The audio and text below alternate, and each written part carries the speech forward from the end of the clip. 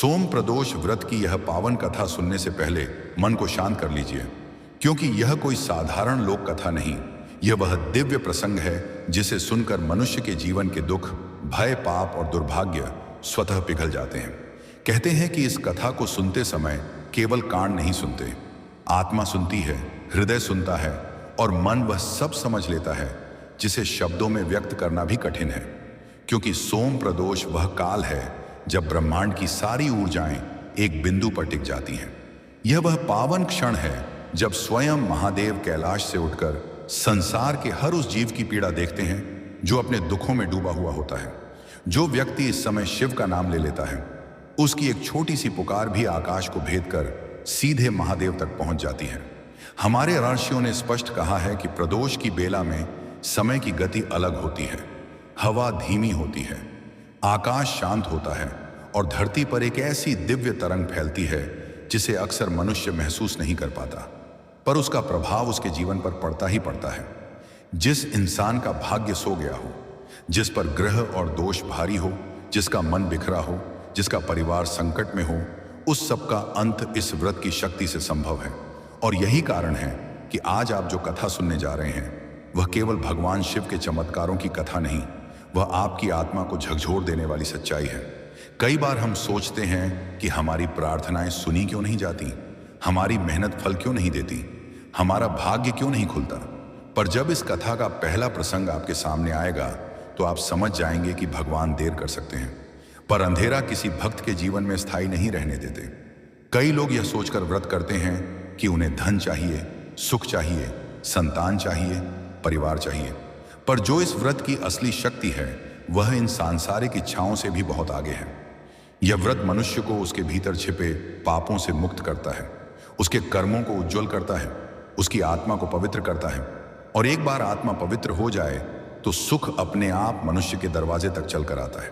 और अब इस कथा की शुरुआत वहीं से होती है जहां देवता भी कांप उठते हैं और राशियों तक को आश्चर्य हो जाता है कि कैसे एक साधारण मनुष्य, कितना भी पापी क्यों ना हो, केवल एक प्रदोष व्रत की शक्ति से अपना पूरा जीवन बदल सकता है। दूर एक प्राचीन राज्य शांत पर्वतों के बीच बसा हुआ, जहां कभी एक ऐसा प्रसंग घटा था जिसने समस्त ब्रह्मांड को हिला दिया था। उस घटना के बारे में जानकर आप समझ जाएंगे कि भगवान शिव क्यों कहते हैं, भक्त की पुकार से बड़ा कोई मंत्र नहीं और प्रदोष से बड़ा कोई समय नहीं। आप बस मन को स्थिर रखिए, क्योंकि अब जो प्रसंग शुरू होने वाला है वह आपके हृदय में ऐसी लौ जलाएगा जिसे बुझाने की शक्ति किसी दुख, किसी दर्द, किसी ग्रह, किसी पाप में नहीं है। लेकिन दर्शक बंधु, आगे बढ़ने से पहले आपको एक अत्यंत गंभीर और कल्याणकारी बात बता दूं, जिसे हमारे प्राचीन शिव आगमों और पुराणों में बड़े स्पष्ट शब्दों में कहा गया है कि सोम प्रदोष व्रत की कथा हो या महादेव से जुड़ी कोई भी दिव्य लीला, उसे बीच में छोड़ देना केवल अनादर ही नहीं बल्कि स्वयं अपने भाग्य के द्वार बंद कर लेना माना गया है। क्योंकि प्रदोष काल वह पवित्र समय है जब देवी देवताओं तक की साधनाएं जागृत होती हैं, जब तीनों लोकों के द्वार एक साथ खुलते हैं, जब स्वयं महादेव हर जीव के भीतर झांक कर उसके कर्मों का भार तौलते हैं। और ऐसे शुभ समय में कही गई कथा यदि अधूरी छोड़ दी जाए तो उसका प्रभाव आधा नहीं विपरीत हो जाता है। अधूरी कथा मन में संदेह भरती है, अधूरी कथा मन में भ्रम रखती है, अधूरी कथा आधा सत्य देकर मनुष्य को गलत दिशा में ले जा सकती है। इसलिए दर्शक बंधु, आपसे विनम्र निवेदन है कि आज की सोम प्रदोष व्रत की कथा को शुरुआत से अंत तक ध्यानपूर्वक सुने, क्योंकि यह केवल एक कहानी नहीं, यह एक दर्पण है जिसमें आप अपने कर्मों, अपने विचारों और अपने भाग्य का स्पष्ट प्रतिबिंब देख पाएंगे। हो सकता है इस कथा का एक वाक्य, एक भाव, एक सीख आपके जीवन की दिशा ही बदल दे। महादेव का वरदान है, जो भक्त प्रदोष की बेला में मेरी कथा सुनता है उसका दुर्भाग्य सो नहीं सकता, उसे उठकर जाना ही पड़ता है। और यदि आप एक सच्चे सनातनी हैं तो यह आपका धर्म है कि महादेव के इस दिव्य व्रत की महिमा को केवल अपने तक सीमित ना रखें, इसे अपने परिवार, अपने मित्रों और समाज तक पहुंचाएं। इसलिए इस वीडियो को लाइक करें, अपने परिचितों तक साझा करें और हमारे चैनल सनातन भैरम को सब्सक्राइब करना बिल्कुल ना भूलें, ताकि धर्म की बात, शिव की लीला और जीवन को बदल देने वाली गढ़ शिक्षाएं आपको निरंतर मिलती रहें। तो आइए मन को शांत करें, प्रभु शंकर का नाम स्मरण करें और श्रद्धा, भक्ति व अटूट विश्वास के साथ इस पवित्र सोम प्रदोष व्रत कथा की शुरुआत करते हैं। बहुत समय पहले की बात है, इतिहास के पन्नों में छुपा एक ऐसा पवित्र साम्राज्य था जिसकी शान और वैभव को लोग आज भी आदर से याद करते हैं। उस राज्य के सिंहासन पर विराजमान थे महाराज संजय दीप, वीर, न्यायप्रिय और अपनी प्रजा के लिए बिल्कुल पिता समान। लेकिन इतने सोने जैसे चमकते उस दरबार में भी एक गहरा खालीपन था। महाराज की महारानी अब इस संसार में नहीं थी। उनकी एक ही संतान थी, राजकुमारी दिशा। दिशा उनके हृदय की रोशनी थी। राजकुमारी दिशा रूप में तो अद्भुत थी, पर उससे भी तीखा था उसका स्वभाव। शाही अंदाज, आत्मविश्वास की ऊंचाई और थोड़ा सा घमंड। बचपन से ही रेशमी पर्दों में पली बढ़ी, चांदी की थालियों में खाई, उसने कभी जीवन की कठोर सच्चाइयों को छुआ ही नहीं था। दिशा के सपनों में हमेशा एक ही चित्र बसता था, एक शाही राजकुमार जो ऊंचे घोड़े पर सवार होकर आए, जिसकी तलवार की चमक सूरज की किरणों को भी मात दे और जिसकी आंखों में हो पूरी रियासत जीतने वाला आत्मविश्वास। वह चाहती थी कि उसका जीवन साथी केवल अमीर या ताकतवर ना हो, बल्कि ऐसा हो कि उसके सामने पूरी दुनिया सिर झुका दे। उसके मन में महलों के सुनहरे दरवाजे खुलते, महलों में महकते बाग और राजसी दावतों में गूंजते नगाड़े वहीं उसके सपनों की दुनिया थी। लेकिन प्रभु की लीला कुछ और ही थी। किस्मत को शायद यह सब स्वीकार नहीं था। एक दिन महल के विशाल दरवाजे से एक थका हुआ सिपाही हांफता हुआ भीतर आया। उसके कपड़े धूल से भरे थे, माथे से पसीना टपक रहा था और आंखों में अजीब सा डर था। दरबार में पहुंचकर उसकी आवाज कांप गई। महाराज, बुरी खबर है। पलक झपकते ही पूरा दरबार बदल गया। सुनहरी दीवारों और रेशमी पर्दों के बीच मानो एक ठंडी लहर दौड़ गई। महाराज संजय दीप ने गंभीर स्वर में पूछा, क्या हुआ? सिपाही ने गहरी सांस लेकर कहा, सीमाओं पर एक विशाल दुश्मन सेना उतर आई है। उनकी संख्या हमारी सेना से कई गुना अधिक है। उनका इरादा साफ है, या तो वे राज्य जीतेंगे या इस महल को राख में बदल देंगे। पूरा महल सन्नाटे में डूब गया। मंत्री एक दूसरे को देखने लगे। सेनापति की मुट्ठियां कस गईं। महाराज की आंखों में भी हल्का सा भय उतर आया। कोई नहीं जानता था कि यह तो बस तूफान की पहली लहर है। उस शाम महाराज संजय दीप दरबार में बैठे जरूर थे, पर मन उनका कहीं और भटक रहा था, क्योंकि यह दुश्मन कोई अनजान नहीं था। वह पड़ोसी राज्य की सेना थी, वही राज्य जिसके राजा को महाराज वर्षों से जानते थे, जिसका इतिहास धोखे, चालाकी और क्रूरता से भरा हुआ था। महाराज समझते थे कि यह हमला सिर्फ जमीन के लिए नहीं है, यह उनके मान, उनकी गरिमा और उनके परिवार को चोट पहुंचाने के लिए है। उनका चेहरा भारी हो गया था। आंखों के कोनों में महीन रेखाएं उतर आईं, जैसे रातों रात उनकी उम्र बढ़ गई हो। मन ही मन उन्होंने कहा, मेरा डर मेरे लिए नहीं है। मैंने युद्ध में कई बार तलवारें झेली हैं। मुझे मृत्यु का भय नहीं, लेकिन मेरी इकलौती संतान, मेरी दिशा, अगर उसे कुछ हुआ तो मैं कैसे जी पाऊंगा? महारानी के जाने के बाद उसी ने मेरे जीवन का खालीपन भरा, और अब जब संकट दरवाजे पर खड़ा है, मेरा सबसे बड़ा डर दुश्मन की तलवार नहीं, बल्कि मेरी बेटी की मासूम मुस्कान खो देना है। महाराज ने अपने सिपाहियों और मंत्रियों को साफ आदेश दे रखा था कि राजकुमारी को इस खबर की हल्की सी भनक भी नहीं लगनी चाहिए। वह जल्दी डर जाती है, और महाराज नहीं चाहते थे कि उसकी मासूम आंखों पर चिंता की कोई छाया पड़े। दरबार की बातें खत्म हुईं और महाराज धीरे धीरे सीढ़ियां चढ़ते हुए महल के ऊपरी हिस्से में पहुंचे। सांझ का समय था, सूरज ढल रहा था और उसकी सुनहरी किरणें संगमरमर की दीवारों पर प्रभु प्रकाश की तरह पड़ रही थीं। महाराज ने अपने कदम रोक दिए। सामने ऊंची बालकनी में राजकुमारी दिशा बैठी थी। वह अपनी हथेलियों पर ठोड़ी टिकाए दूर पहाड़ियों की ओर देख रही थी, जैसे किसी सुनहरे भविष्य की कल्पना कर रही हो। उसके गालों पर सूरज की आखिरी रोशनी पिघले सोने की तरह चमक रही थी और हवा उसके बालों से खेल रही थी। उसकी आंखों में कोई डर नहीं था, क्योंकि उसे सच का पता ही नहीं था। महाराज कुछ पल वहीं खड़े उसे देखते रहे। मन में आया कि जाकर उसे गले लगा लें, बता दें कि क्या होने वाला है, पर उन्होंने खुद को रोक लिया। वह जानते थे कि अगर यह बात उसके दिल में उतर गई तो उसकी पूरी दुनिया बदल जाएगी। नहीं, अभी उसे इन काले बादलों की खबर नहीं होनी चाहिए। जब तक मैं हूं, उसके आकाश में सिर्फ नीला रंग ही रहेगा। महाराज ने गहरी सांस ली और चुपचाप वहीं से मुड़कर चले गए, अपना डर अपने ही दिल में छुपाकर। कुछ दिन ऐसे ही बीत गए। फिर एक दिन महल की ऊंची बालकनी में सुनहरी धूप बिखरी हुई थी। राजकुमारी दिशा अपनी रेशमी गद्दी पर आराम से बैठी थी। उसके पास उसकी दो प्रिय सहेलियां मालिनी और कावेरी मोतियों जड़े पंखे से उसे हवा कर रही थी। नीचे बाग में फव्वारे की ठंडी बूंदें हवा में उड़ रही थी और हर तरफ खुशबू थी। दिशा खिलखिलाकर बोली, सुनो, मेरा होने वाला पति, उसका राज्य इतना बड़ा होगा कि मैं घूमते घूमते थक जाऊंगी। शायद पूरी जिंदगी भी उसके महल के हर कोने को ना देख पाऊं। मालिनी हंसकर बोली, तो फिर आपको महल का नक्शा साथ रखना पड़ेगा। दिशा ने हल्के घमंड में गर्दन उठाई। हाँ, और देख लेना, पिताजी मेरी शादी किसी बहुत बड़े और शक्तिशाली राजा से ही करवाएंगे। मेरे सपनों का राजकुमार मुझे सब कुछ दिला सकेगा। सोना, चांदी, रत्न और जिस चीज को मैं छू लूं वह मेरी हो जाएगी। कावेरी ने मजाक में आंखें मटकाई। तो क्या आप उसे पहले ही दिन बता देंगी कि आपको महल से ज्यादा हीरे चाहिए? तीनों सहेलियां जोर से हंस पड़ी। उनकी हंसी फव्वारे की आवाज के साथ मिलकर पूरे बाग में गूंज उठी।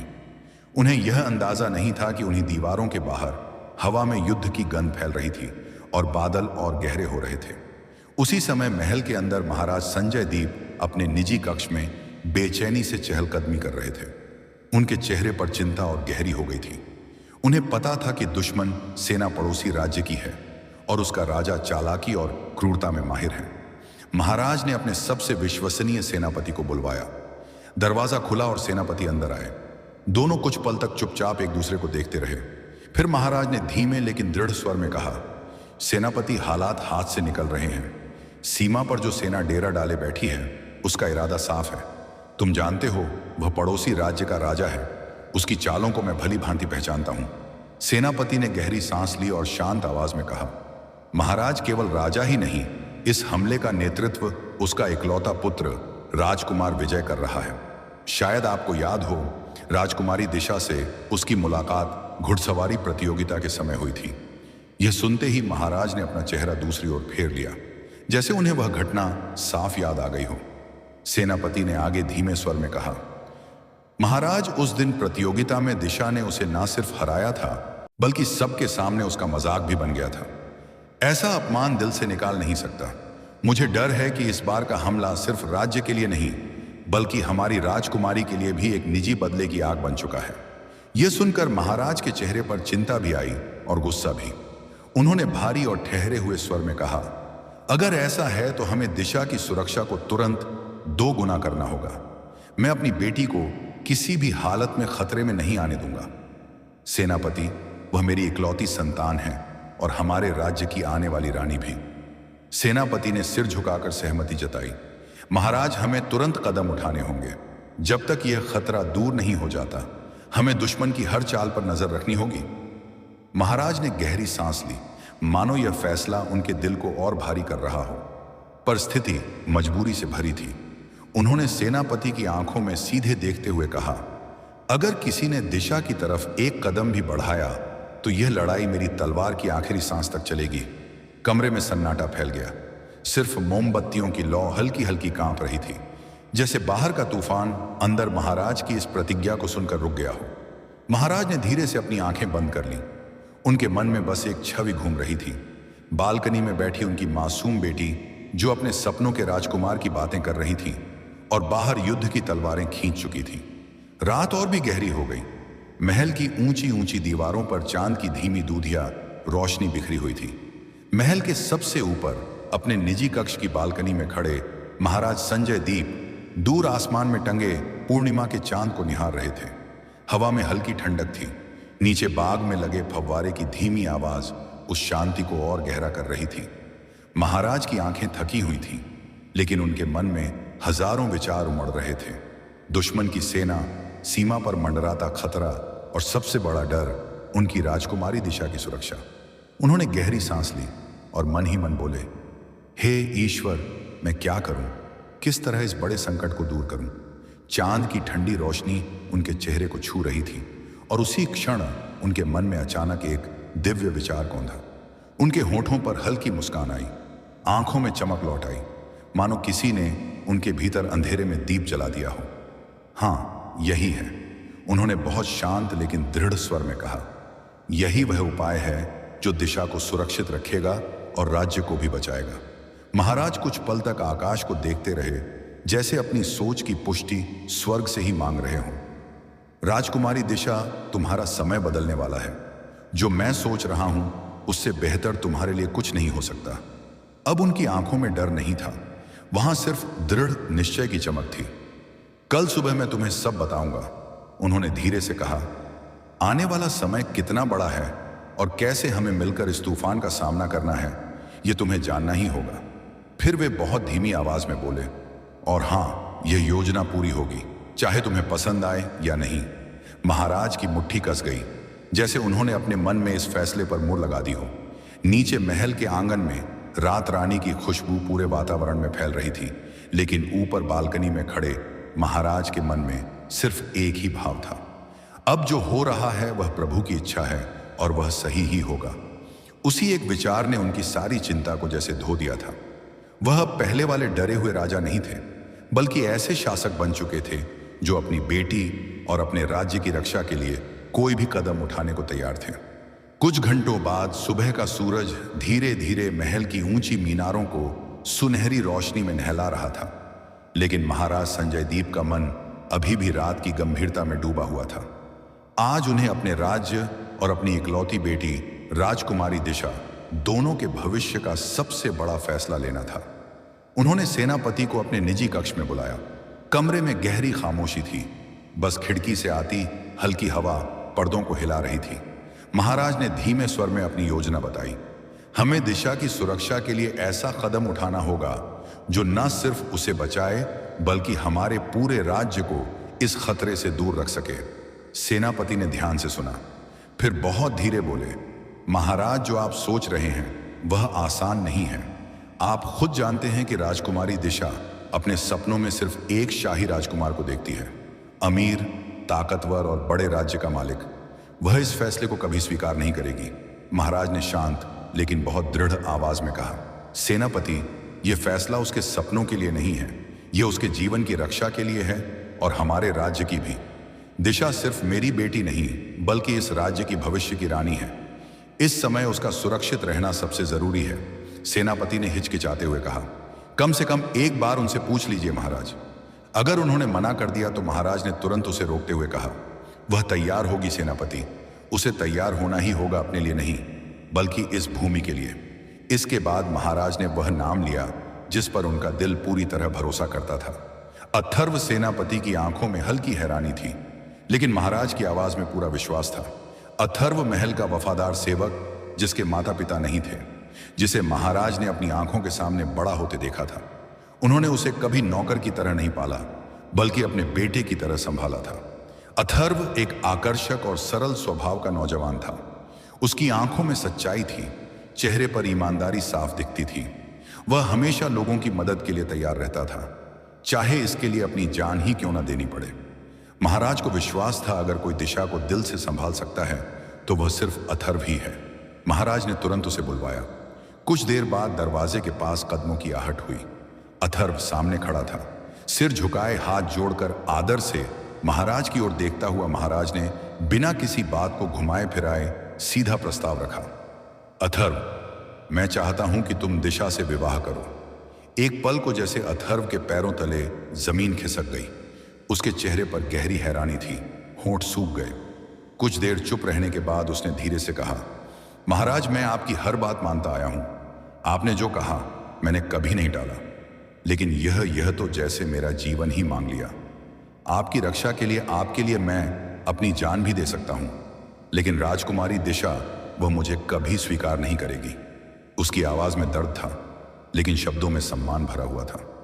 महाराज, आपको याद है, एक बार गलती से मैं उनसे टकरा गया था। फिर 2 घंटे तक उनकी नाराजगी सुनता रहा। उनके हर शब्द की चुभन आज भी मेरे दिल में है। वह सिर्फ मुझे ही नहीं बल्कि हर उस इंसान को तुच्छ समझती हैं जो गरीब है। अथर्व ने गहरी सांस ली और बहुत धीमी आवाज में कहा, अगर आपने मेरा विवाह उनसे करा दिया तो पता नहीं वह क्या करेंगे। महाराज ने उसकी आंखों में सीधे देखते हुए कहा, अथर्व, तुम्हें मुझ पर भरोसा है? अथर्व ने बिना किसी सोच के तुरंत उत्तर दिया, महाराज, मुझे आप पर खुद से भी ज्यादा भरोसा है। महाराज ने ठोस और दृढ़ आवाज में कहा, तो फिर यह काम तुम्हें करना होगा। अपने लिए नहीं, इस पूरे राज्य के लिए तुम्हें बस हाँ कहना है। अथर्व कुछ क्षण के लिए आंखें बंद करके चुप रहा, फिर बहुत धीमी आवाज में बोला, महाराज मैं और कुछ नहीं कहूंगा, जो आपको सही लगे वही मेरा उत्तर है। महाराज की आंखों में संतोष उतर आया। उन्होंने अथर्व को अपने सीने से लगा लिया, जैसे कोई पिता अपने बेटे को गले लगाता है। यह राजा और नौकर की मुलाकात नहीं थी, ये एक शासक का अपने सबसे भरोसेमंद साथी पर अंतिम विश्वास था।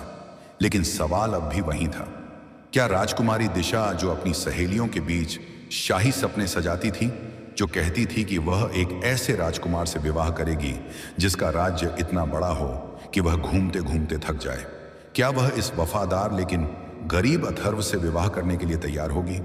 उसी समय वह पल आ गया जिसमें कहानी अपने सबसे नाजुक मोड़ पर पहुंच गई।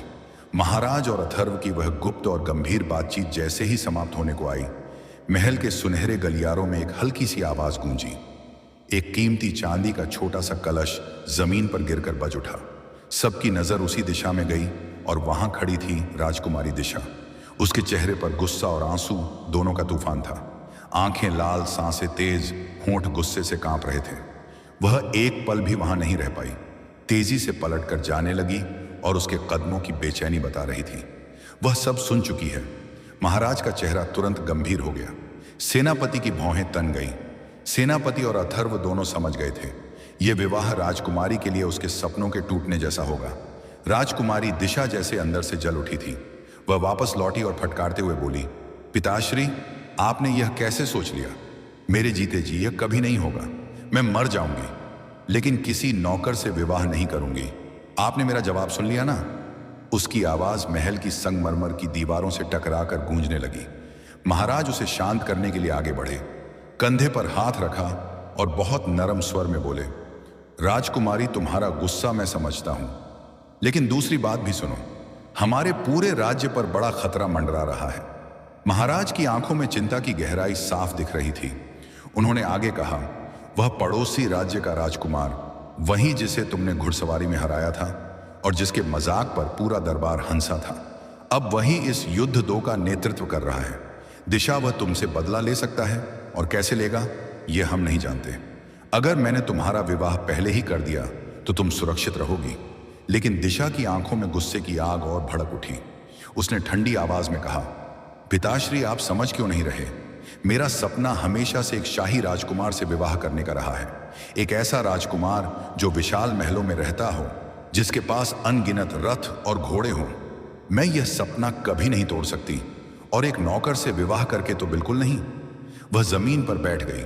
आंखों से आंसू बह रहे थे, होठों पर विद्रोह साफ दिख रहा था। महाराज भी उसके पास बैठ गए। धीमे स्वर में बोले, दिशा, मैं तुम्हें कैसे समझाऊं? यह फैसला तुम्हारे जीवन के भविष्य के लिए है। मुझ पर भरोसा रखो। एक दिन तुम खुद कहोगी कि यह मेरे जीवन का सबसे सही निर्णय था। उन्होंने उसका हाथ थामा, लेकिन दिशा ने झटके से हाथ छुड़ा लिया। महाराज ने एक गहरी सांस ली और बहुत धीमे स्वर में कहा, दिशा, तुम्हें मुझ पर गुस्सा है तो निकाल दो, लेकिन एक बार सोचो, अगर कल हमारे राज्य पर हमला हो गया और मैं नहीं रहा तो क्या होगा? अगर राजकुमारी भी कैद हो गई तो इस राज्य का, इस धरती का, यहाँ के छोटे बड़े बूढ़ों और बच्चों का क्या होगा? तुम्हारा एक फैसला उनकी जिंदगी बदल सकता है। यह सुनते ही दिशा ने तुरंत अपने पिता के होठों पर हाथ रख दिया। उसके हाथ कांप रहे थे, उसकी आवाज भी कांप रही थी। वह बोली, पिताश्री, ऐसा शब्द फिर कभी मत कहिए। मैं आपको कुछ भी होने नहीं दूंगी। मैं खुद अपनी रक्षा करना जानती हूँ। घुड़सवारी, तलवारबाजी, हर कला मुझे आती है। मुझे किसी की जरूरत नहीं सिवाय आपकी। माँ के जाने के बाद आप ही तो मेरे सब कुछ हैं। महाराज की आंखें हल्के हल्के नम हो गईं। उन्होंने अपनी बेटी की आंखों से आंसू पोंछे और बहुत नरम स्वर में कहा, दिशा, मेरी एक बात मान लो। तुम्हें मेरी कसम है, तुम्हारी माँ जो ऊपर से हमें देख रही है, वह भी यही चाहेगी कि तुम यह विवाह करो। अगर तुम सच में हमसे प्रेम करती हो तो अपने माता पिता की इस आखिरी इच्छा को ठुकराना मत। महाराज खड़े हुए। उनकी आवाज में अब दृढ़ता थी। उन्होंने कहा, अब फैसला तुम्हारे हाथ में है राजकुमारी। मैं जा रहा हूं। महल का वातावरण बोझिल हो गया था। गुस्सा, आंसू और मौन सब एक साथ घुल गए थे। आगे क्या होगा, यह दिशा के दिल और उसके विचारों की लड़ाई पर निर्भर था। महाराज भारी कदमों से जाने लगे ही थे कि पीछे से एक हल्की सी आहट हुई। नरम पैरों की चाल, जैसे रेशम पर कदम रखा गया हो। महाराज ने पलट कर देखा वहां खड़ी थी उनकी लाडली दिशा। उसकी आंखें आंसुओं से भीगी थीं, गालों पर लकीरें पड़ी थीं। चेहरे पर वह मासूमियत थी जो मजबूत दिखने की कोशिश कर रही थी, लेकिन अंदर से पूरी तरह टूटी हुई थी। दिशा धीरे धीरे आगे बढ़ी। उसने अपने पिता का हाथ थाम लिया, जैसे उसी स्पर्श में उसने अपना सारा डर और सारा प्रेम बांध दिया हो। उसकी पलकों ने झुककर जमीन देखी, होंठ कांपे और फिर एक हल्की सिसकी के साथ बोली, पिताश्री, मैं तैयार हूं, सिर्फ और सिर्फ आपके लिए। वह रुककर बोली, वरना मेरा सपना तो हमेशा से एक शाही राजकुमार से विवाह करने का था। एक ऐसा राजकुमार जिसके पास अपनी सेना हो, अपना राज्य हो और जिसके साथ मैं राजसी वैभव में जीवन बिताऊं। महाराज कुछ क्षण के लिए शांत रहे, फिर उनकी आंखों में एक हल्की चमक आई, होठों पर एक कोमल मुस्कान उभरी। उन्होंने हंसते हुए कहा, दिशा, तुम्हारी यह नासमझी भी कितनी प्यारी है और कितनी खतरनाक भी। उनकी हंसी सुनकर दिशा के होठों पर भी एक हल्की सी मुस्कान आई, मानो दोनों कुछ पल के लिए उस भारी माहौल से बाहर आ गए हों। लेकिन वह मुस्कान अधूरी थी। उसके पीछे दर्द था, गुस्सा था, मजबूरी थी और एक अधूरा सपना जिसे उसने खुद अपने होठों से तोड़ा था। असल में दिशा बुरी नहीं थी। वह अपने राज्य की भलाई चाहती थी, अपने माता पिता की इज्जत चाहती थी और कभी भी उनके किसी आदेश के खिलाफ नहीं गई थी। वह एक आज्ञाकारी पुत्री थी, वह पुत्री जो बचपन से अपने पिता की हर बात को सिर झुकाकर मानती आई थी। पर मेरे प्यारे दर्शकों, हर लड़की के दिल में एक सपना होता है, एक निजी, अपना अनमोल सपना। दिशा का सपना था एक शाही राजकुमार से विवाह करना, एक ऐसा विवाह जिसमें रथों की कतार हो, नगाड़ों की गूंज हो और आकाश में उड़ते कबूतर उसके नए जीवन की शुरुआत का संकेत दें। लेकिन आज वह सपना उसके सामने टूट चुका था और विडंबना यह थी कि उसे खुद ही हाँ कहकर तोड़ा गया था। हाँ, अथर्व के लिए, उसी अथर्व के लिए जिसे वह हमेशा एक साधारण नौकर से ज्यादा कुछ नहीं मानती थी, जिसे वह देखना तो दूर अपने सामने खड़ा होना भी पसंद नहीं करती थी। और यही वही युवक था जिसके साथ अपना नाम सुनने की वह कभी कल्पना भी नहीं कर सकती थी। महाराज अपनी भारी पोशाक संभालकर महल के द्वार की ओर बढ़ने लगे थे कि अचानक पीछे से एक नरम लेकिन दृढ़ हाथ ने उनका कदम रोक लिया। महाराज ने पलटकर देखा, वहां खड़ी थी राजकुमारी दिशा। उसकी आंखों में नमी थी, होठों पर हल्की कांप थी, लेकिन चेहरे पर अडिग साहस की रोशनी साफ दिख रही थी। वह धीरे धीरे आगे आई और बोली, पिताश्री, मैंने आपकी बात मान ली है, लेकिन अब मेरी भी एक शर्त है। महाराज के चेहरे पर जो संतोष था वह अचानक चिंता में बदल गया। उन्होंने धीमे स्वर में कहा, शर्त? मानो यह शब्द उनके लिए किसी अनदेखी चुनौती जैसा हो। दिशा की आंखों में उस समय एक अनोखी चमक थी, ना गुस्सा ना डर, बस एक रहस्य जैसा भाव। दिशा ने धीरे से कहा, पिताश्री देखिए, मैंने आपकी इच्छा के सामने अपनी जिद तोड़ दी है। अब मेरी यह शर्त आप तभी पूरी करेंगे जब विवाह संपन्न हो जाएगा। महाराज के चेहरे पर गहरी सोच उतर आई, मानो कोई पुराना घाव याद आ गया हो। उन्होंने शांत स्वर में कहा, दिशा, विवाह तुम्हारा है, लेकिन याद रखना, विवाह के बाद अगर तुम्हारी शर्त का मतलब इस रिश्ते को तोड़ना हुआ तो यह असंभव है। दिशा ने हल्की लेकिन चुनौती भरी मुस्कान दी। वह बोली, पिताश्री, मैंने कब कहा कि मैं विवाह तोड़ना चाहती हूँ? मैं तो इसे निभाने के लिए तैयार हूँ। बस मेरी शर्त मैं विवाह के बाद ही बताऊंगी और आपको उसे पूरा करना ही होगा। महाराज उसकी आंखों में देखते रहे, जैसे उस अनकही बात का चेहरा पढ़ने की कोशिश कर रहे हों। फिर धीरे से सिर हिलाकर बोले, ठीक है दिशा, मैं मानता हूं। दूर खड़े सेनापति और अथर्व के चेहरे पर भी सवाल उभर आए। आखिर उसकी शर्त क्या हो सकती है? और दर्शकों के दिल में भी वही चुभता हुआ प्रश्न, क्या कोई छुपा हुआ प्रेम, कोई साहसिक मांग या कोई ऐसा सच जो पूरे राज्य की किस्मत बदल देगा? कई महीनों बाद महाराज के चेहरे पर एक सच्ची मुस्कान लौटी, लेकिन उस मुस्कान में एक जल्दबाजी भी छिपी थी।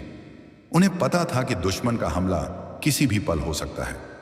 वे समय नहीं गंवाना चाहते थे।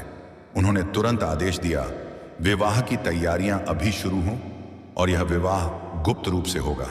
खबर बाहर नहीं जानी चाहिए। महल के भीतर अचानक हलचल मच गई। दूत पंडित जी को चुपके से बुलाने दौड़े।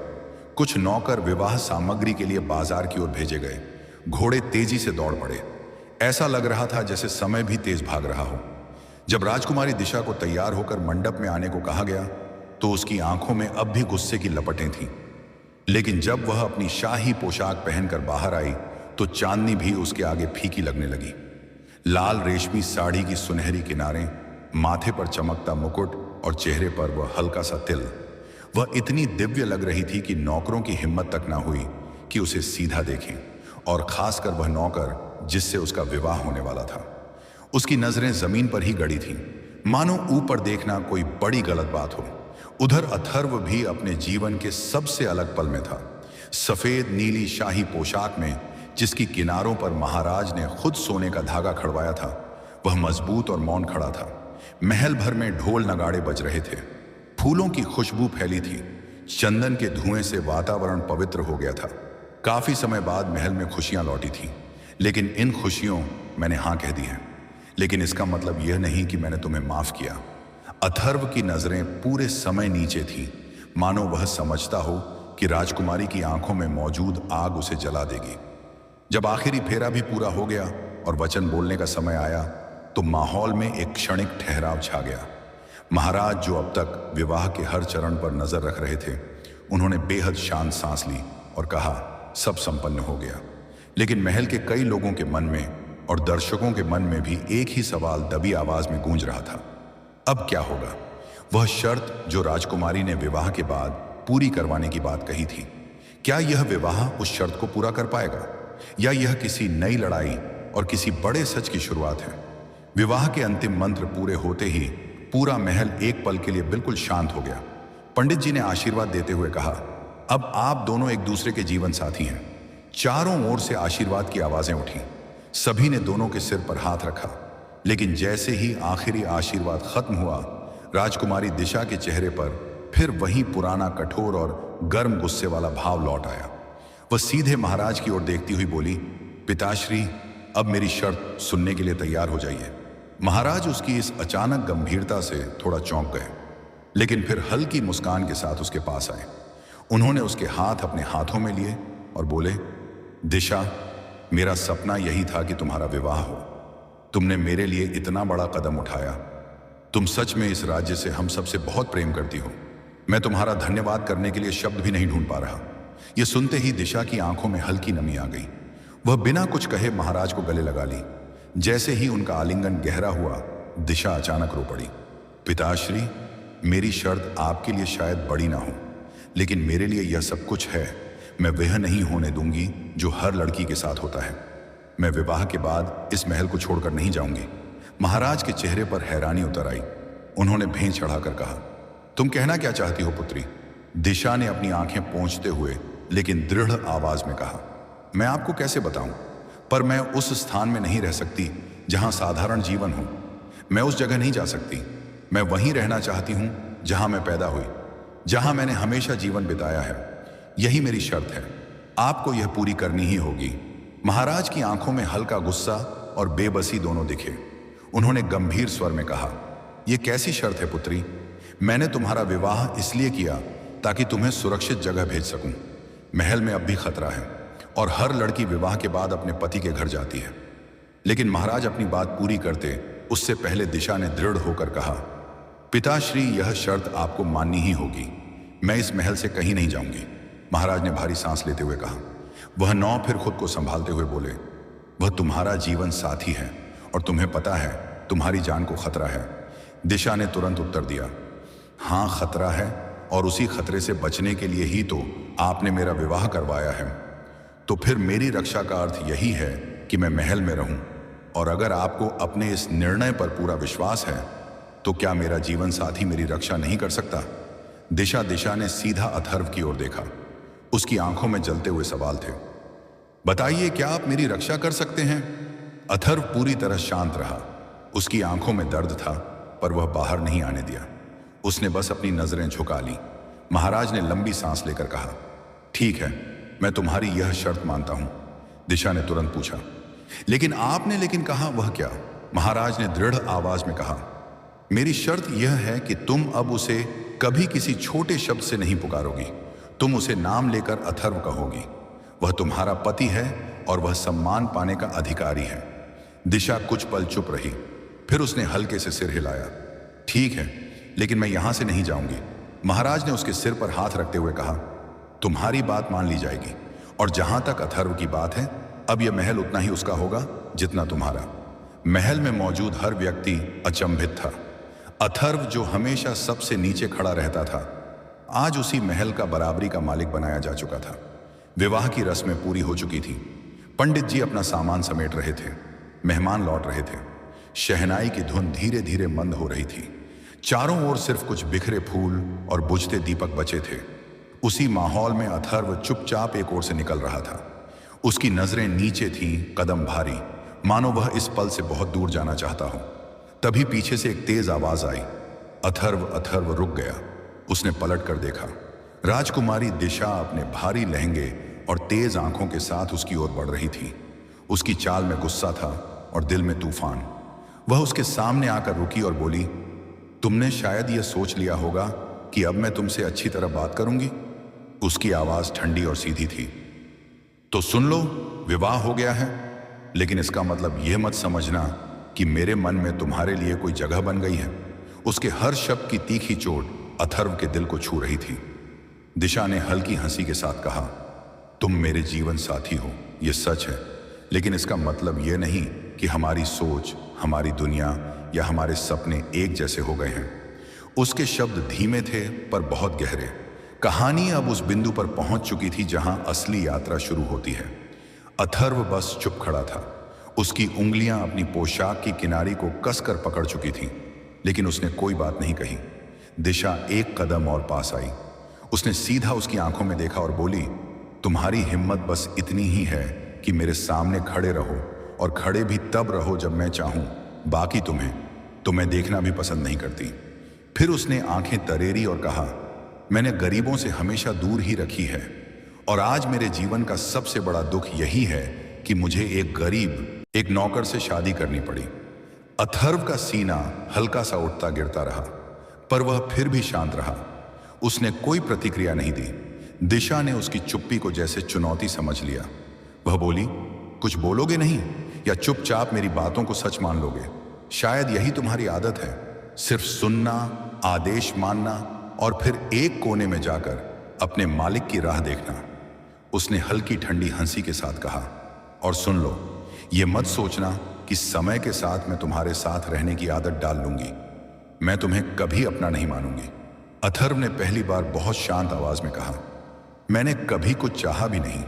लेकिन दिशा ने तुरंत जवाब दिया, अच्छा ही है, क्योंकि यहां तुम्हें कोई ऐशो आराम मिलने वाला भी नहीं है। कुछ पल के लिए हवा बिल्कुल शांत हो गई। महल के किसी कोने में एक दीपक बुझा और गलियारे में सन्नाटा फैल गया। अथर्व ने हल्के से सिर झुकाया और बिना कुछ कहे वहां से चला गया।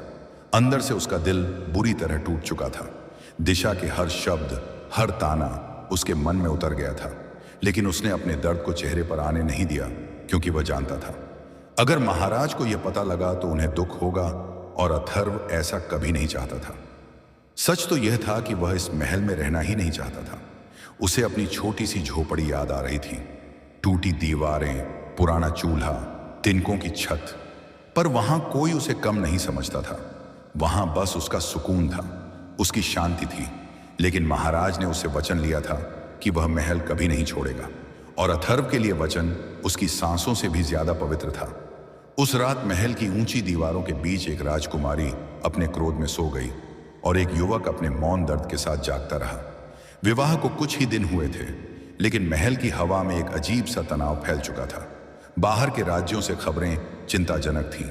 सीमाओं पर दुश्मनों की गतिविधियां बढ़ रही थीं। पहरेदार दिन रात गश्त कर रहे थे। फिर भी हर किसी के मन में एक अनजाना डर बैठा हुआ था।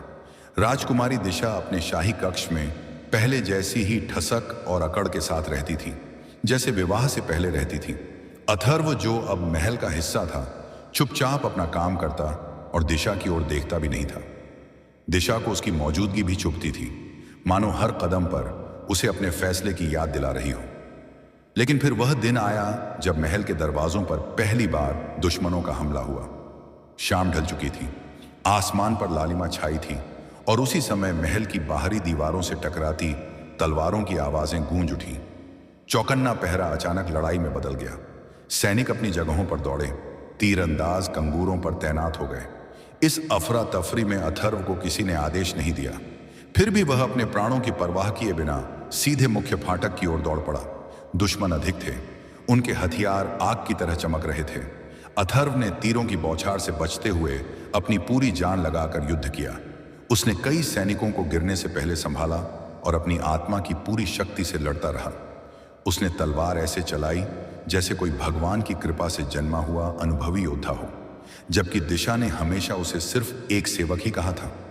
महल के भीतर से दिशा ने बालकनी से यह दृश्य देखा। उसके चेहरे पर पहली बार हैरानी की हल्की लकीरें उभरी, पर उसके होठों ने कुछ नहीं कहा। उसका अहंकार मानो पत्थर की दीवार बनकर खड़ा था। रात गहरी हो चुकी थी। महल का तनाव थोड़ा कम हुआ था, पर असली खतरा अभी भी बाकी था। सब लोग सो चुके थे, बस पहरेदार अपने अपने स्थानों पर खड़े थे।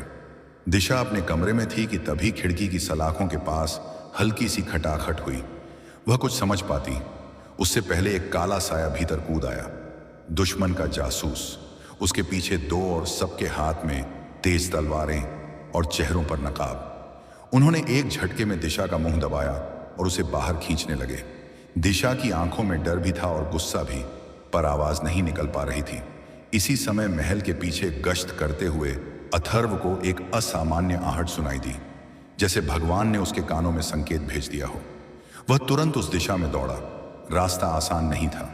एक जगह टूटा हुआ गलियारा, दीवार पर पुरानी लकड़ी का अटका दरवाजा। दुश्मनों ने फिसलन वाला तेल भी गिरा दिया था ताकि पीछा करने वाला गिर जाए। पर अथर्व ने अपने भीतर से शक्ति ली, जैसे कोई दिव्य बल उसे थामे हुए हो। वह बिना रुके आगे बढ़ा। उसने एक खंजर का वार रोका और पहले ही प्रहार में एक जासूस को नीचे गिरा दिया। बाकी दो जासूस दिशा को खींचते हुए महल के पिछवाड़े ले जा रहे थे, जहां घोड़े बंधे थे। अथर्व पूरी ताकत से दौड़ा। एक जासूस ने मुड़कर उस पर तलवार चलाई, पर अथर्व ने अपनी भुजा से वार रोक लिया। उसकी भुजा पर गहरी चोट आई, पर उसने रुकना नहीं चुना। दूसरे जासूस ने उसकी पीठ पर घूंसा मारा। फिर भी अथर्व ने भगवान का नाम लेकर दिशा का हाथ पकड़ा और उसे अपनी ओर खींच लिया। दिशा पहली बार इतने करीब से देख रही थी। कोई उसकी रक्षा के लिए अपनी जान दांव पर लगा रहा था। उसकी सांसें तेज हो गई थीं, दिल जोर से धड़क रहा था, पर वह कुछ बोल नहीं पा रही थी। अथर्व ने आखिरी जासूस को धक्का देकर गिराया और उसकी तलवार छीन ली। कुछ ही पलों में तीनों जासूस बेहोश पड़े थे। महल की ठंडी हवाओं के बीच दिशा ने बहुत धीरे से कहा, धन्यवाद। अथर्व ने उसकी ओर देखा भी नहीं, बस शांत स्वर में बोला, यह मेरा कर्तव्य है। राजकुमारी, प्रभु ने मुझे यही सेवा दी है। उस रात के बाद महल में एक अजीब सी खामोशी थी, पर यह साधारण खामोशी नहीं थी। यह उन अनकही बातों से भरी थी जो दिल तक आई पर होठों पर रुक गई। राजकुमारी दिशा अपने शाही आंगन में टहल रही थी। ठंडी हवा उसके बालों को छू रही थी, जैसे कोई दिव्य स्पर्श हो। दूर बरामदे पर अथर्व अपने घावों की पट्टी बदल रहा था। दिशा कई बार चाहकर भी चुपचाप निकल नहीं पाई। उसके कदम खुद ब खुद उसकी ओर बढ़े। शायद यह पहली बार था जब वह खुद उससे बात करने आई थी। कुछ क्षण वह खड़ी रही, जैसे सही शब्द खोज रही हो। फिर धीमी आवाज में बोली, मैंने तो हमेशा तुम्हें सिर्फ एक सेवक समझा। कभी सोचा भी नहीं था कि तुम्हारे हाथों में इतनी तलवारबाजी, इतनी तीरंदाजी छिपी होगी। यह सब कहां से सीखा तुमने? अथर्व ने उसकी ओर देखा। आंखों में विनम्रता, होठों पर हल्की सी मुस्कान, धीमे से बोला, राजकुमारी, मैंने तो बस अपनों की रक्षा के लिए तलवार चलाई है, और अपना वह होता है जिसके लिए जान भी दे दी जाए। यह तो प्रभु की दी हुई सेवा है। दिशा जैसे पल भर को थम गई। उसके गालों पर हल्की लालिमा उभर आई, नजरें झुका ली, धीमे स्वर में बोली, अपनों जैसे? वह उत्तर से डर रही हो। अथर्व ने हल्की हंसी से कहा, हां अपनों, और अब आप भी उन्हीं में आती हैं, चाहे आप माने या ना माने। दिशा के दिल में एक अजीब सी हलचल हुई, पर उसने उसे छिपा लिया। तुम्हारी बातें, वह रुकी, बहुत अजीब होती हैं। अथर्व मुस्कुरा दिया। अजीब तो आपकी आंखें भी हैं राजकुमारी, जो कहती कुछ और हैं और छुपाती कुछ और। दिशा को पहली बार महसूस हुआ कि उसका दिल कुछ पलों के लिए धड़कना भूल गया। वह कुछ कहना चाहती थी, पर शब्द गले में अटक गए। बस उसने धीरे से कहा, तुम बहुत बदल गए हो। अथर्व ने उसकी आंखों में देखते हुए शांत स्वर में जवाब दिया, शायद मैं नहीं बदला, शायद आप ही मुझे अब देखना शुरू कर रही हैं। उसे एक पल में उनके बीच का माहौल बदल चुका था। हवा भी जैसे थोड़ी गर्म, थोड़ी कोमल और भगवान की कृपा से भरी हुई महसूस होने लगी। दिशा ने हल्की सी मुस्कान दी, पर तुरंत ही उसे छुपा लिया। फिर बिना कुछ कहे, बिना पीछे देखे वह वहां से चली गई, जैसे वह हमेशा करती थी। लेकिन जाते जाते उसकी चाल में एक अजीब सा ठहराव था और अथर्व के चेहरे पर एक हल्की संतुष्ट शांत मुस्कान, जैसे उसने उसके दिल की दीवार में पहली छोटी सी दरार डाल दी हो, जैसे प्रभु ने पहले से ही दोनों के बीच कोई अदृश्य डोर खींच दी हो। कुछ दिन बीत चुके थे विवाह को। राजकुमारी दिशा और अथर्व के बीच कभी कभार कुछ बातें हो जाती थीं, पर उसकी पुरानी अकड़, पुराना अहंकार अब भी उसकी आंखों में अक्सर दिखाई दे जाता था। जिस दिन अथर्व ने उसकी जान बचाई थी, शायद वही पहला दिन था जब दोनों के बीच लंबी बातचीत हुई। लेकिन उसके बाद फिर वही दूरी, वही औपचारिकता। दिशा के मन में उसका अपना राजसी सपना अब भी जीवित था। एक राजसी जीवन, एक राजकुमार के साथ विवाह, और वह इस सपने को इतनी आसानी से छोड़ नहीं सकती थी। इसलिए दोनों के बीच बातें कम ही होती थीं, बस खास मौक़ों पर, जैसे दो दूर के तारे जो कभी कभी ही पास आते हों, लेकिन समय किसी को मौका देकर नहीं जाता। महल के भीतर एक नई साजिश जन्म ले रही थी। किसी गद्दार ने दुश्मनों को राजकुमारी के ठिकाने और महल के गुप्त रास्तों की खबर दे दी थी। रात का अंधेरा उतरते ही महल की ऊंची प्राचीरों पर आग की लपटें उठने लगीं। दुश्मन भारी संख्या में हमला कर चुके थे। देखते ही देखते 100 से 200 से अधिक शत्रु दीवारें लांघकर महल में घुस आए। युद्ध का शोर, तलवारों की टकराहट, घायल सैनिकों की चीखें, सारी हवा भय और धूल से भर गई थी। महाराज स्वयं तलवार उठाकर अपने सैनिकों के साथ मोर्चा संभाले हुए थे, लेकिन उनकी नजर बार बार अथर्व पर पड़ रही थी। चिंता में उन्होंने पुकारा, अथर्व राजकुमारी। यह सुनते ही अथर्व के दिल में तेज धड़कन हुई। उसके मन में एक ही बात आई, दिशा अभी अपने कक्ष में है और उसे बाहर की भयानक स्थिति का कोई पता नहीं। वह बिना एक पल गंवाए दौड़ पड़ा। महल के भीतर के लंबे गलियारों में उसकी चाल जैसे किसी दिव्य शक्ति से तेज हो गई हो। रास्ते में दो दुश्मन सामने आ गए, तलवारें खींची हुई थीं, लेकिन अथर्व ने फुर्ती से वार को रोका। एक को ढाल से पीछे धकेला और दूसरे की तलवार मोड़कर उसके हाथ से गिरा दी, मानो भगवान ने उसके हाथों में शक्ति भर दी हो। आखिरकार वह राजकुमारी के कक्ष तक पहुंचा। अंदर प्रवेश करते ही दिशा की आंखें चौड़ी हो गईं।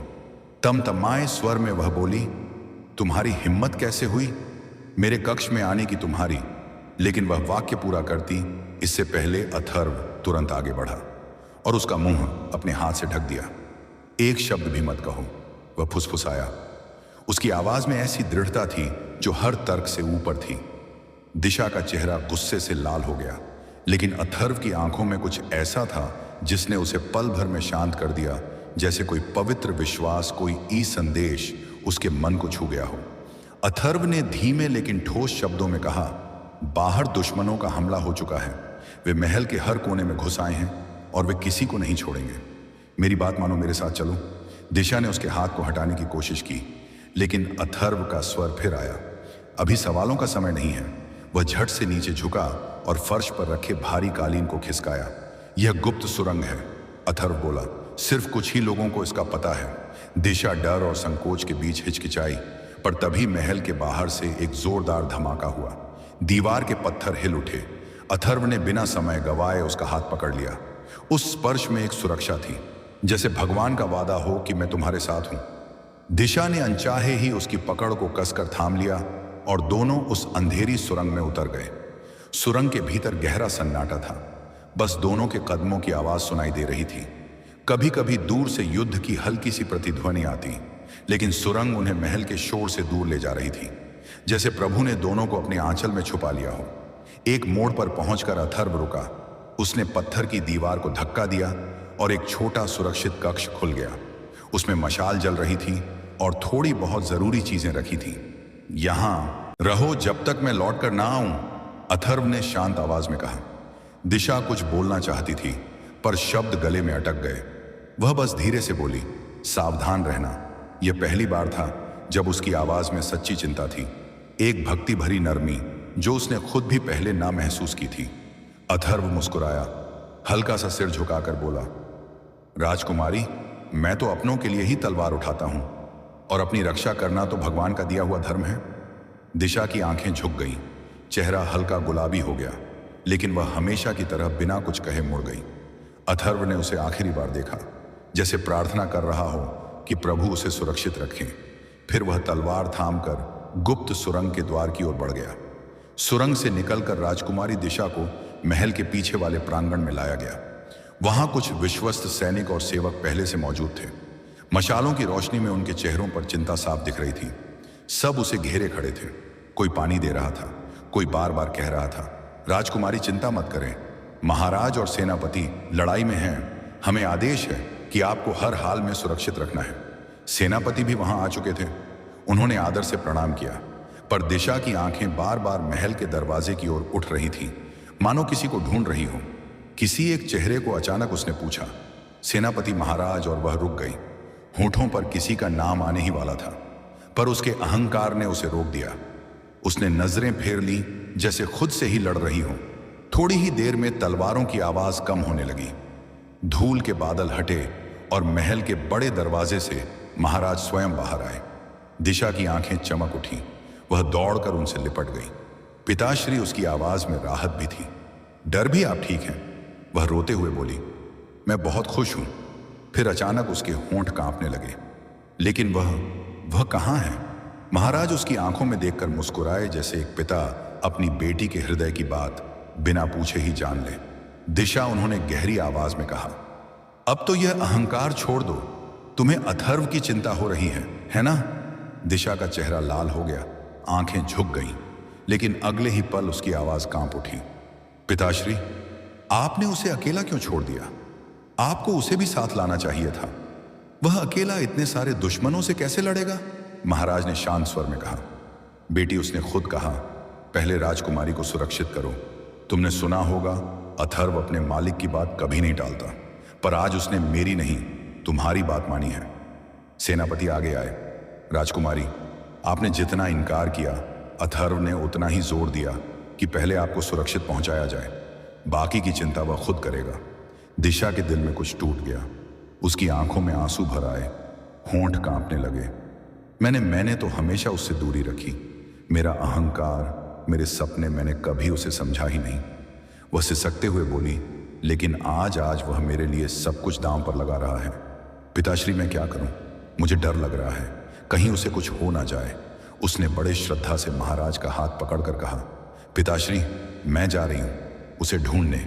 लेकिन महाराज ने तुरंत उसका हाथ थाम लिया। नहीं बेटी, दिशा, तुम अपनी जान खतरे में नहीं डालोगी। भगवान तुम्हें सुरक्षित रखें। दिशा लगभग रो पड़ी। लेकिन पिताश्री, मुझे उसे कुछ कहना है। मुझे कहना है कि उसकी आवाज रुक गई। आंसू उसके गालों पर बह निकले। उसका दिल जैसे किसी दैवी बोझ से दब गया था। आज पहली बार उसे एहसास हुआ कि जिसे वह हमेशा नजरअंदाज करती रही, वही उसकी ढाल था, वही प्रभु द्वारा भेजा गया उसका रक्षक था। दूर महल से तलवारों की भयंकर आवाज आई। दिशा कांपते हुए बोली, अगर वह लौट कर ना आया तो मैं खुद को कभी माफ नहीं कर पाऊंगी। महाराज ने उसे अपने सीने से लगाया। बेटी, विश्वास रखो, प्रभु की कृपा से अधर्व लौटेगा। लेकिन दिशा की आंखों में विश्वास नहीं, सिर्फ बेचैनी थी, और उसी बेचैनी में उसका मौन प्रेम पहली बार सबके सामने आ गया था। महल के प्रांगण में रात का सन्नाटा धीरे धीरे फैल रहा था। हवा में अब भी युद्ध की थकान तैर रही थी। राजकुमारी दिशा अकेले बहुत धीमे कदमों से बाहर की ओर जा रही थी, जैसे कोई अदृश्य शक्ति उसे महल के मुख्य द्वार की ओर बुला रही हो। तभी अचानक आकाश फटने जैसा एक भीषण धमाका हुआ। धरती तक कांप उठी। धूल और पत्थर हवा में फैल गए। दिशा का संतुलन बिगड़ गया, पर वह किसी तरह संभल गई। दिल में एक गहरी चुभन उठी। शायद अब कोई उम्मीद नहीं रही। उसी क्षण धुएं और अंधकार के बीच से एक परछाई लड़खड़ाती हुई निकली। धीरे धीरे चेहरा साफ हुआ। वह अधर्व था। उसके हाथ पांव लहूलुहान थे। तलवार उसका कंधा चीर चुकी थी। पैरों में इतनी चोट कि हर कदम दुख जैसा था। फिर भी उसके चेहरे पर एक दिव्य सा संतोष था, मानो उसने अपने जीवन का सबसे बड़ा वचन निभा दिया हो। सैनिक दौड़कर उसकी ओर आए, लेकिन दिशा वहीं खड़ी रही। एक कदम भी आगे नहीं बढ़ सकी। उसकी आंखें पूरी तरह भर गई थीं। दिल जोर से धड़क रहा था, लेकिन पैर जैसे धरती से बंध गए थे। महाराज आगे बढ़े और अधर्व को सहारा देकर अंदर ले आए। उसे चौकी पर बैठाया, लेकिन अधर्व की नजर तो किसी और को ढूंढ रही थी। वह दिशा को ही खोज रहा था। युद्ध अब समाप्त हो चुका था। सब शांत था। तभी दिशा का धैर्य टूट गया। वह दौड़कर आगे आई और अधर्व को अपनी बाहों में भर लिया। यह पहला अवसर था जब उसने अपना सारा अहंकार प्रभु चरणों में रख दिया। उसकी आवाज कांप रही थी, तुम सिर्फ मेरे जीवन साथी ही नहीं, मेरे रक्षक हो। मैं इतनी अंधी थी कि तुम्हें कभी समझ ही नहीं पाई। महाराज मुस्कुराए, दिशा देखो, इसे कितनी चोट लगी है, इसे अब जाने दो, उपचार होने दो। लेकिन अधर्व हल्का हंसते हुए बोला, पहली बार तो राजकुमारी दिशा ने मुझे अपने दिल से कुछ कहा है, और आप हैं कि मुझे सुनने भी नहीं दे रहे। महाराज सब लोग मुस्कुरा दिए। दिशा हल्की झुंझलाहट में बोली, बस अब चुप रहो और अपना इलाज करवाओ। अधर्व ने शांत स्वर में कहा, राजकुमारी यह मेरा कर्तव्य था, सिर्फ और सिर्फ आपके लिए। दिशा ने उसकी आंखों में देखा। पहली बार उसे उसमें सिर्फ गर्व, अपनापन और प्रभु की कृपा दिखाई दी। कुछ दिनों में अधर्व के घाव भरने लगे। राज्य में भी शांति लौट आई। दुश्मन राज्य के लोग भी महल आए। लंबे संवाद के बाद मैत्री का संधि पत्र बना। दोनों राज्यों ने तय किया कि अब तलवारें नहीं, केवल मित्रता का हाथ बढ़ेगा। महल में वर्षों बाद पहली बार शांति का उत्सव मनाया गया, और राजकुमारी दिशा जानती थी कि इस शांति के पीछे जिस एक व्यक्ति की सबसे बड़ी भूमिका है, वह उसके सामने बैठा था, हल्की सी पवित्र मुस्कान के साथ उसे देख रहा था। कुछ दिनों बाद महल के ऊंचे बरामदे से रात का आसमान ऐसे फैला था जैसे भगवान ने सुनहरी चादर बिछा दी हो। असंख्य तारे ठंडी हवा के साथ चमक रहे थे। चांद की कोमल रोशनी दिशा के चेहरे पर ऐसे पड़ रही थी जैसे प्रभु किसी नाजुक ब्रश से उसकी सुंदरता को और शांत बना रहे हों। थोड़ी दूरी पर अथर्व खड़ा था। अब वह केवल राज्य का सेवक नहीं, उसका रक्षक, उसका हमसफर और अनजाने में उसके दिल का सबसे करीबी व्यक्ति बन चुका था। दोनों चुपचाप आसमान की ओर देख रहे थे। इस चुप्पी में भी एक मीठी आत्मा से उठी बातचीत थी, जैसे शब्दों से नहीं, दिलों से संवाद हो रहा हो। दिशा ने हल्की मुस्कान के साथ कहा, तुम हमेशा ऐसी बातें क्यों करते हो जिनसे मुझे आगे कुछ कहने का मन ही नहीं करता। अथर्व ने धीमे से उसकी ओर देखा और मुस्कुराकर बोला, क्योंकि जब तुम चुप हो जाती हो तब तुम्हारी आंखें बोलती हैं, और वह किसी भी शब्द से ज्यादा सुंदर लगती है। दिशा ने नजरें चुराकर कहा, और सुनो, मुझे बार बार राजकुमारी दिशा मत कहा करो। अथर्व ने भैं उठाकर पूछा, तो फिर क्या कहूं? बस दिशा, उसने बहुत धीमे से कहा, जैसे उस एक शब्द में उसने अपना पूरा दिल रख दिया हो। अथर्व ने हल्के भाव से कहा, तो ठीक है दिशा, लेकिन याद रहे, यह नाम अब मेरे लिए केवल नाम नहीं, एक वादा है। चांदनी में दोनों के बीच की दूरी अब सिर्फ एक एहसास रह गई थी। दिशा ने पहली बार खुले दिल से कहा, तुम जानते हो, मैं जीवन में बहुत लोगों से मिली, राजकुमार भी देखे, लेकिन कभी किसी में वह विश्वास नहीं पाया जो तुमने दिया है। अथर्व ने शांत स्वर में कहा, मैं तुम्हें संभालने के लिए ही आया था। दोनों चुप हो गए, सिर्फ टूटते तारों को देखते रहे, जैसे हर तारा एक पुरानी तकलीफ लेकर जा रहा हो और उसके बदले एक नई मुस्कान छोड़ रहा हो। दिशा ने मन ही मन स्वीकार कर लिया, वह अब सिर्फ राजकुमारी नहीं, वह किसी की जीवन संगिनी है, और वह कोई अथर्व है। महल के इतिहास में यह पहली बार हुआ। एक राजकुमारी का जीवन साथी कोई राजकुमार नहीं, बल्कि वही व्यक्ति बना जिसने वर्षों तक सिर्फ कर्तव्य नहीं, अपना पूरा दिल अर्पित किया था। उस रात तारों की छांव में दोनों ने किसी औपचारिक वचन की नहीं, बल्कि दिल की भाषा में एक दूसरे से वादा किया कि चाहे आगे महलों की दीवारें हों या जीवन की आंधियां, वे एक साथ चलेंगे हमेशा। अब जरा आप सब सोचिए, अगर आपको अपनी खुशी और अपने सच्चे साथी में से एक को चुनना पड़े तो आप क्या चुनेंगे, और क्यों? क्योंकि यह कहानी अब सिर्फ इन किरदारों की नहीं, हम सबकी है। दर्शक बंधु, इस संपूर्ण कथा के माध्यम से हम सोम प्रदोष व्रत की उन 3 सीख को समझ सकते हैं जिन्हें कोई साधारण मनुष्य अपने जीवन में अपना ले तो कभी भी दुखी नहीं रहेगा। तो चलिए दर्शक बंधु, आपका कीमती समय नष्ट ना करते हुए जानते हैं उन तीनों सीख को। दर्शक बंधु, पहली बात, इस पूरी कथा से हमें यही समझनी चाहिए कि सच्ची रक्षा महलों की ऊंची दीवारों से नहीं होती, उस दिल से होती है जो प्रभु पर भरोसा करके त्याग करने को तैयार हो। राजकुमारी दिशा को लगता था कि उसकी सुरक्षा किसी बड़े राज्य, किसी विशाल सेना और किसी अहंकारी राजकुमार के वैभव से होगी, लेकिन अंत में उसकी ढाल बना कौन? वही अथर्व जिसे वह नौकर कहकर ठुकराती थी, पर जो भीतर से एक शिव भक्त की तरह निस्वार्थ और कर्तव्यनिष्ठ था। सोम प्रदोष की संध्या भी हमें यही सिखाती है कि जब हम भोलेनाथ के चरणों में अपना अभिमान रखकर सच्चे दिल से प्रार्थना करते हैं तो भगवान हमारी रक्षा ऐसे ही छुपे हुए तरीकों से करते हैं जैसे महाराज ने अथर्व को दिशा की सुरक्षा के लिए चुना। जो व्यक्ति सोम प्रदोष व्रत में अहंकार, लालच और केवल बाहरी वैभव की चाह छोड़कर हे प्रभु हमें सही व्यक्ति, सही रास्ता और सही संरक्षण दीजिए कहता है, उसके जीवन में भी एक ना एक अथर्व अवश्य आता है। कभी इंसान के रूप में, कभी अवसर के रूप में और कभी खुद शिव की अदृश्य कृपा के रूप में। इस कथा की तरह ही हमें भी सीखना है कि सुरक्षा का असली मूल मंत्र है भक्ति, भरोसा और त्याग। यही सोम प्रदोष व्रत का पहला गढ़ मर्म है। दूसरी बात, राजकुमारी दिशा का टूटा हुआ सपना हमें सोम प्रदोष की सबसे बड़ी भीतरी पूजा सिखाता है। अहंकार का विसर्जन। दिशा के मन में एक ही सपना था, शाही राजकुमार, विशाल राज्य, रथ, घोड़े, नगाड़े पर प्रभु ने उसकी जिंदगी में वह साथी भेजा जो बाहर से साधारण था पर भीतर से असाधारण।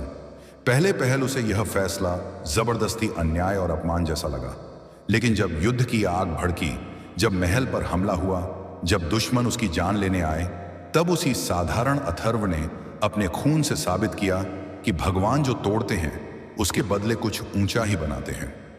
सोम प्रदोष की रात भी वैसी ही है। दर्शक बंधु, इस दिन हम अपने टूटे सपनों, अपने मैं ऐसा ही होगा वाले हठ और अपने जिद्दी अहंकार को शिवलिंग के चरणों में रखकर कहते हैं, प्रभु जो आप चाहो वही हो। दिशा की तरह जब हम भी अपने मन का जिद्दी सपना छोड़कर प्रभु की योजना को स्वीकार करने लगते हैं तो हमारा जीवन भी बदल जाता है। सोम प्रदोष व्रत की सच्ची कड़वी मीठी सीख यही है कि कई बार जो रिश्ता, जो परिस्थिति, जो रास्ता हमें दर्द देता हुआ दिखता है वही आगे चलकर हमारे लिए सबसे बड़ी कृपा बन जाता है। जैसे अथर्व दिशा की सबसे बड़ी दैवी नेमत बन गया।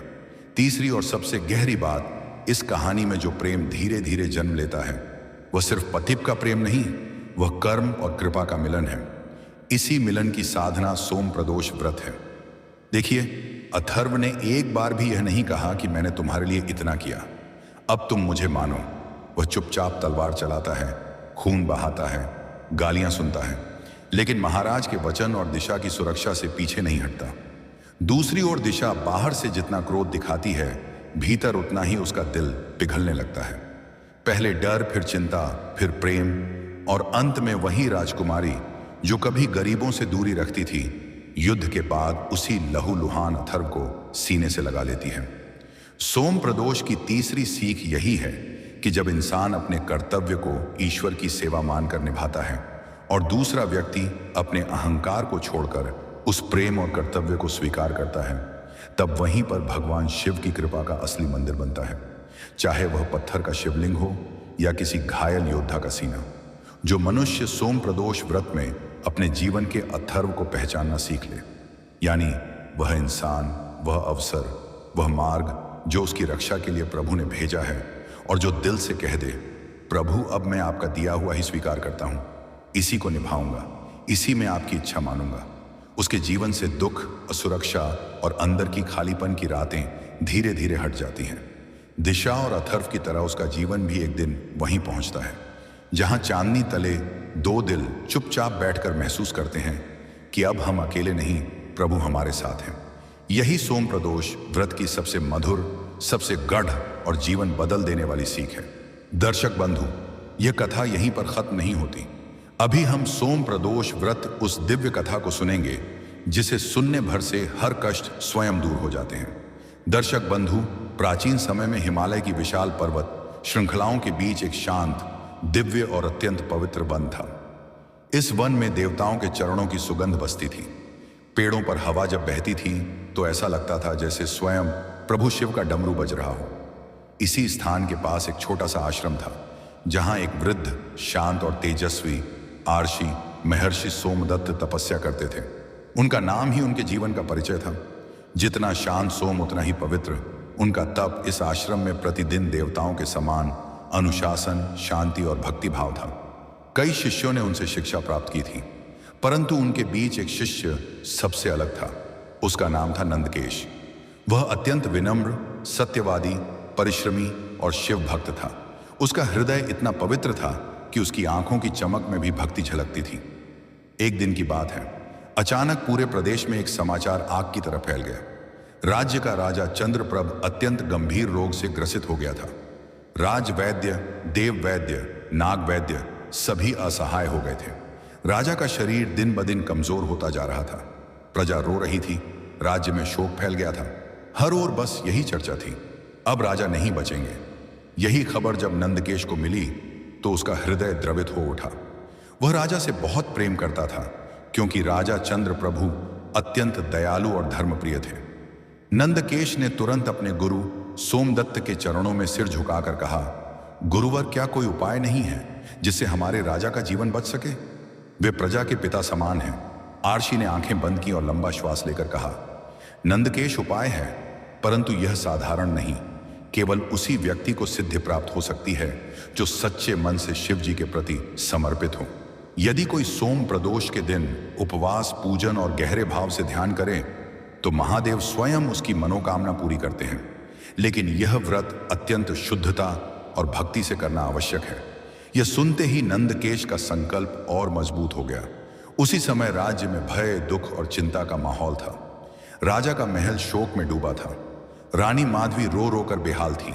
मंत्री, सैनिक, प्रजा हर कोई मान चुका था कि अब अंत निकट है।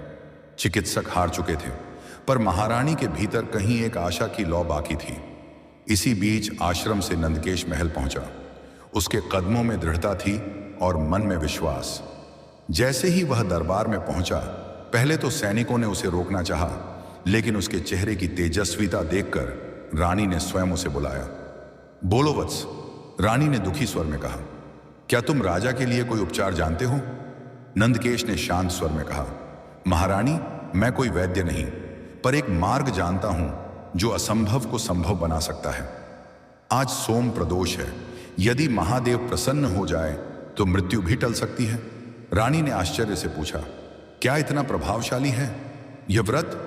नंदकेश ने दृढ़ता से कहा, देवी, आज के दिन स्वयं शिव और पार्वती पृथ्वी पर विचरण करते हैं। अगर प्रार्थना सच्ची हो तो वे असहाय नहीं छोड़ते। रानी की आंखों में पहली बार आशा जगी। वह तुरंत नंदकेश के साथ मंदिर पहुंची। मंदिर हिमालय की गोद में अवस्थित था।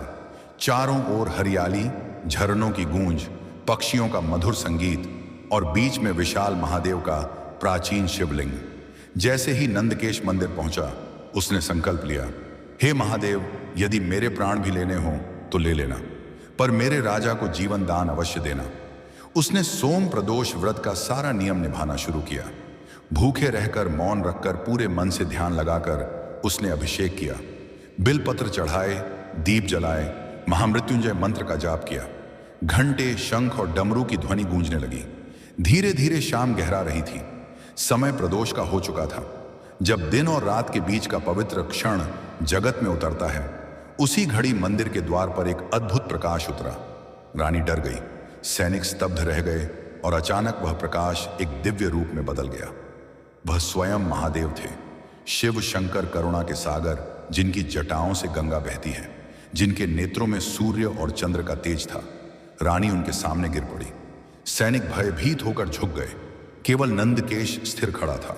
उसकी आंखों में आंसू थे, लेकिन चेहरा शांत, जैसे वर्षों से इसी क्षण का इंतजार कर रहा हो। शिव ने मुस्कुराकर कहा, वत्स, तुम्हारी भक्ति ने हमें बाध्य किया है। बताओ तुम क्या चाहते हो? नंदकेश ने कांपती आवाज में कहा, भोलेनाथ, मेरे राजा को जीवन दान दे दीजिए। वह अपनी प्रजा से प्रेम करता है, वह निर्दोष है, उस पर